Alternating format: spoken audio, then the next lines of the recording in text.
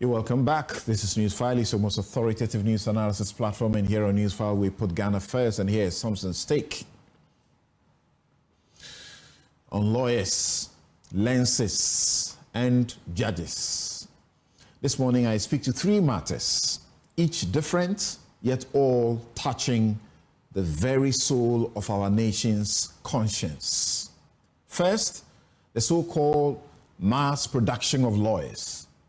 The debate rages on. Are we churning out too many? Are they any good?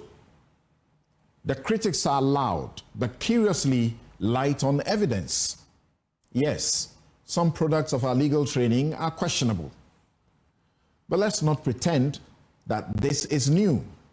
There have always been bad lawyers, just as there have been bad doctors, engineers, and even journalists.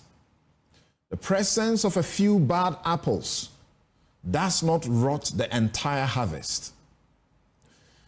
I have always maintained water will find its level. The legal profession, like any other, has its own filters, courtroom rigor, client scrutiny, and peer accountability.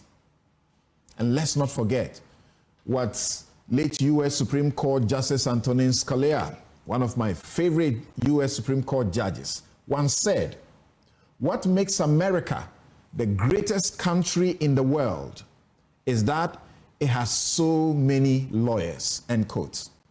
Legal education is not a curse. It is a civic asset.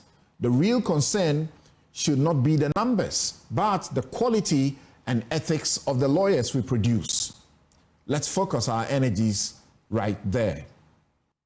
Second, a matter of growing discomfort.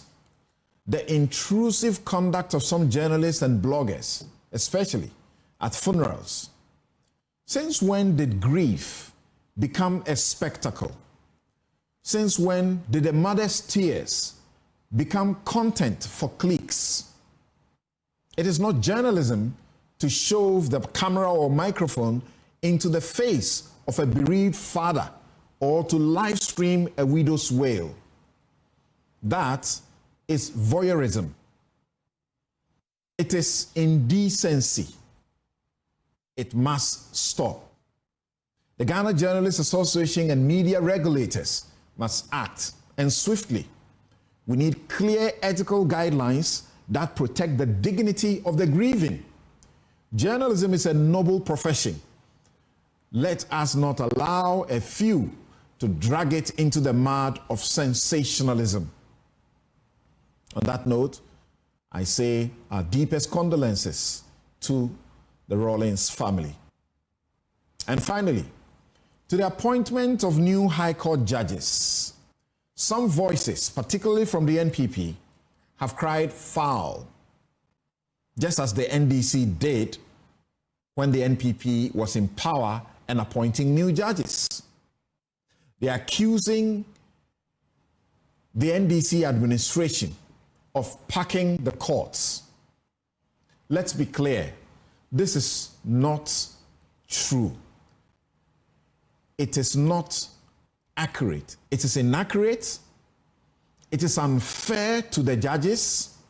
It is immature and dangerous. I know some of these judges. I sat in class with them. They are not political pawns.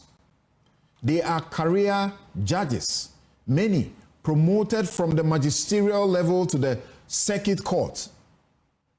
And they have been there for many years doing their service.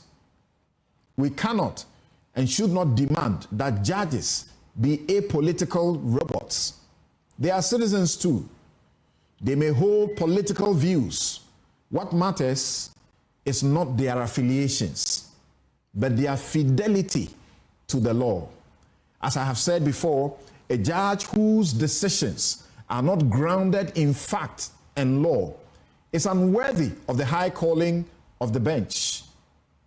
Let us hope the new judges take to heart the president's own admonition that justice must not only be done, but must be seen to be done with integrity, independence, and courage. So whether it is the lawyer in training, the journalist with a camera, or the judge on the bench, our republic demands more than numbers. It demands character. And that is my take. We'll be right back.